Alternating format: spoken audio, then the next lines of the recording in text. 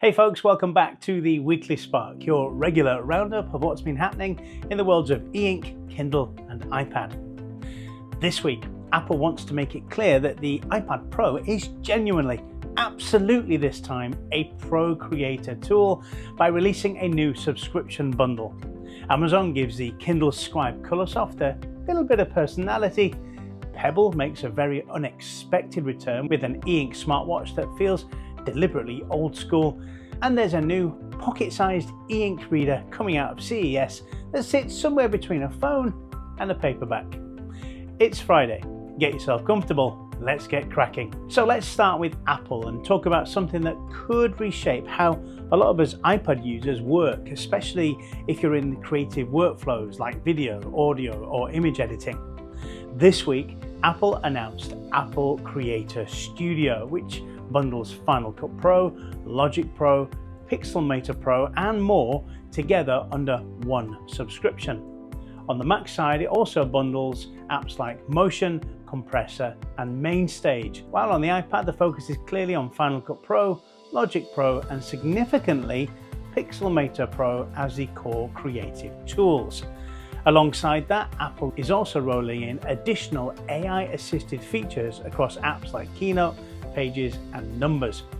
Those apps remain free to everyone, but the subscription unlocks extra functionality and premium features. So this isn't just about pro media tools, it's meant to touch everyday creativity and productivity.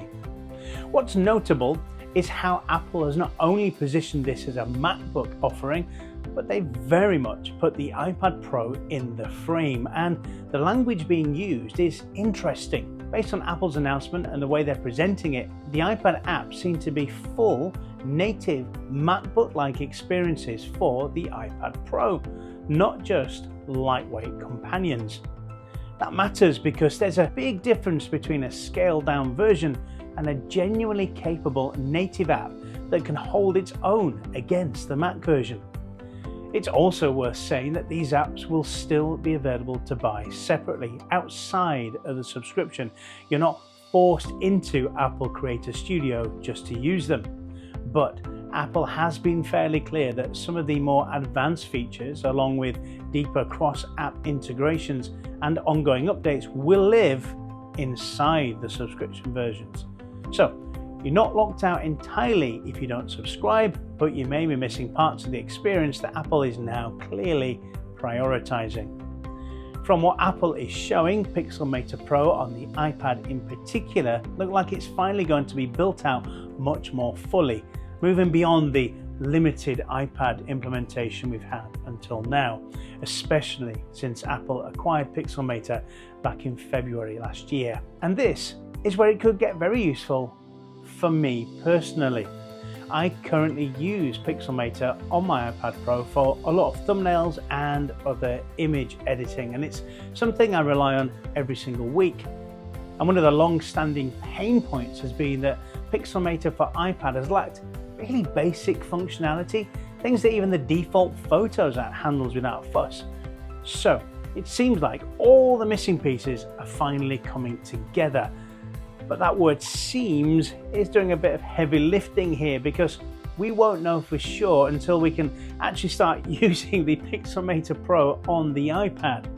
But the interface and toolkit Apple is showing suggests something much closer to what the desktop version offers. And that's a big deal if you do regular graphic work and you're even slightly curious about using the iPad Pro as your main machine. I'm really cautious about expecting too much though until it really is in people's hands, because the gap between announcement and real world use can be significant. But based on the language Apple is using and the examples they've shown, it does at least look we might be able to retire some workflows that currently force you back to a desktop. And if they've genuinely solved some of those basic user experience gaps that have irritated creatives for years and made the iPad Pro actually feel, well, pro, that alone makes a subscription a tempting proposition.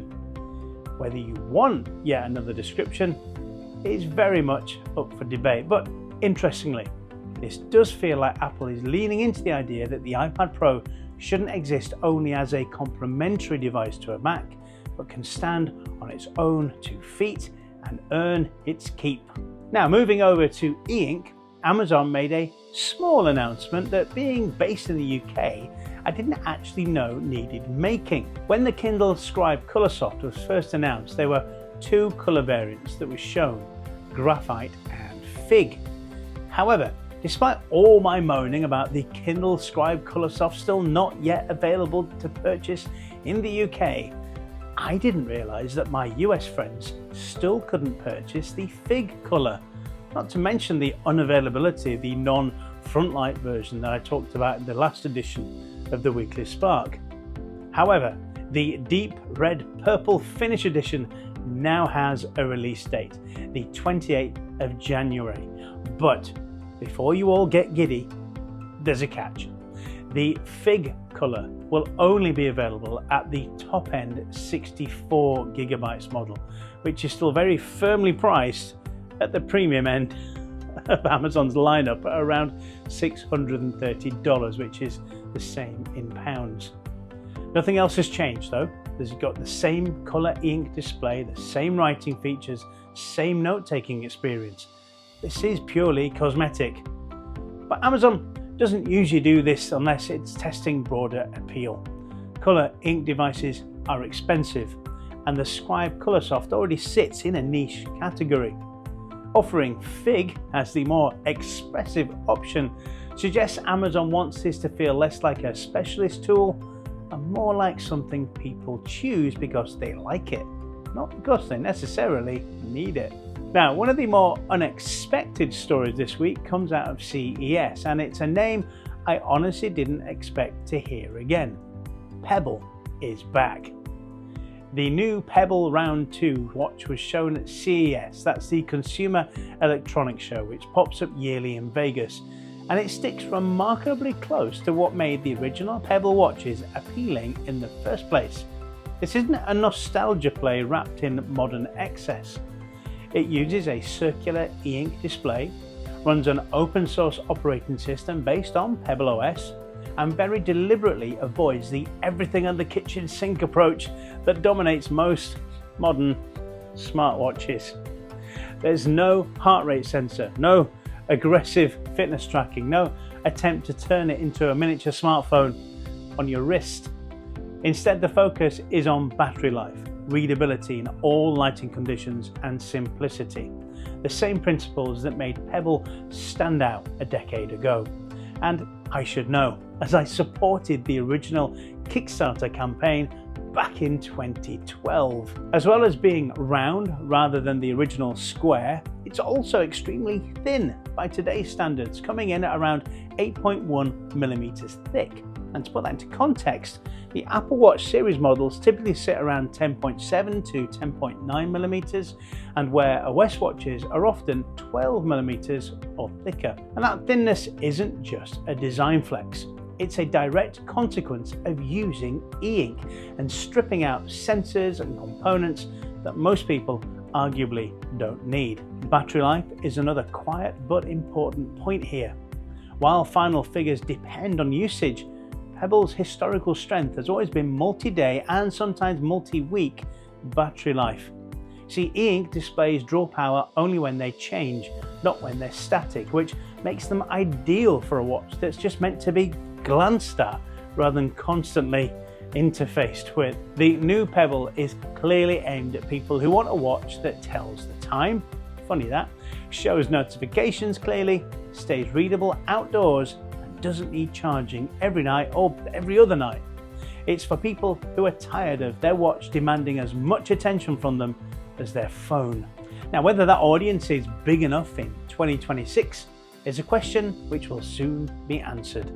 And finally, there's another e-ink device coming out of the aforementioned CES that sits at an interesting middle ground, and it could appeal to people who want something genuinely portable. No, it's not a watch.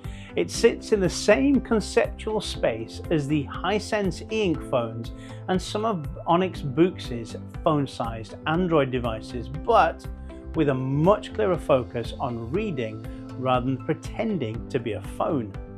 The DuRoBo Krono is launching later this month. The US is the first confirmed market, but this doesn't appear to be set up as a US only device.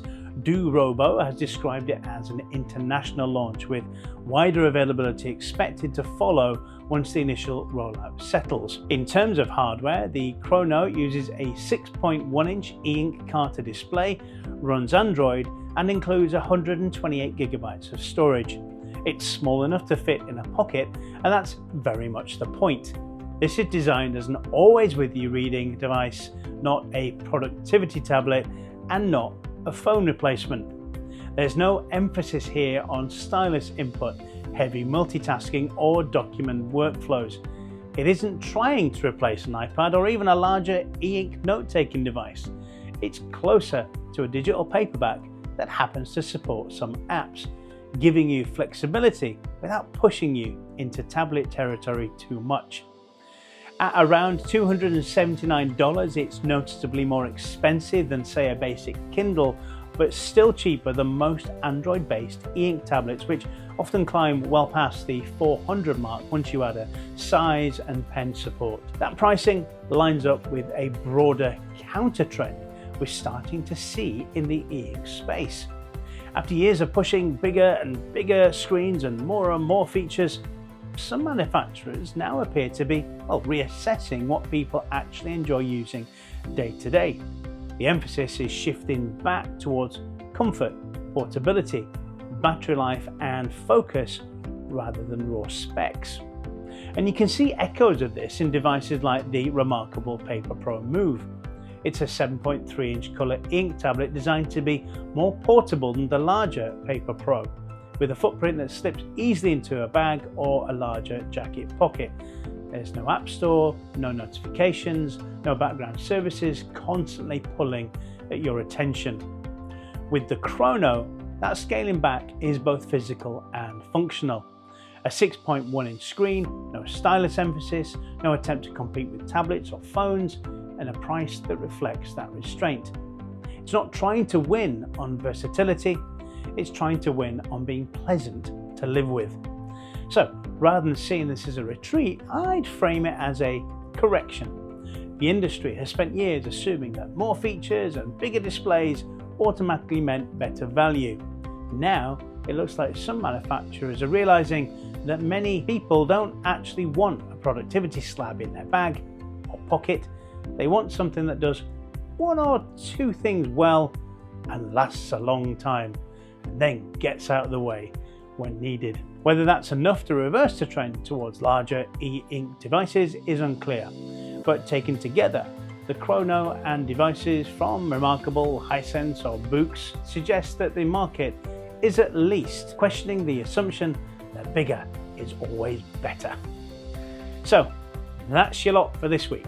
Apple pushing the iPad further into subscription-powered territory, Amazon finally releasing a Kindle Scribe Colorsoft with a bit more of a colourful personality, and Pebble returning with a very deliberate, very e-ink focused smartwatch, and a new pocket-sized reader that reminds us not everything needs to be a slab. As always, if you've spotted any other e-ink or iPad stories that I've missed, do drop them in the comments or email me directly at markfromthespark@gmail.com and I'll take a look for the next episode. Thanks for watching or listening, and before you go, please do like and subscribe if you've found this helpful.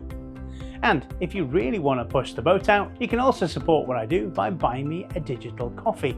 The QR code has been on the screen throughout this episode, or you can use the link in the description. I'm Mark from the Weekly Spark, and I'll see you in the next one.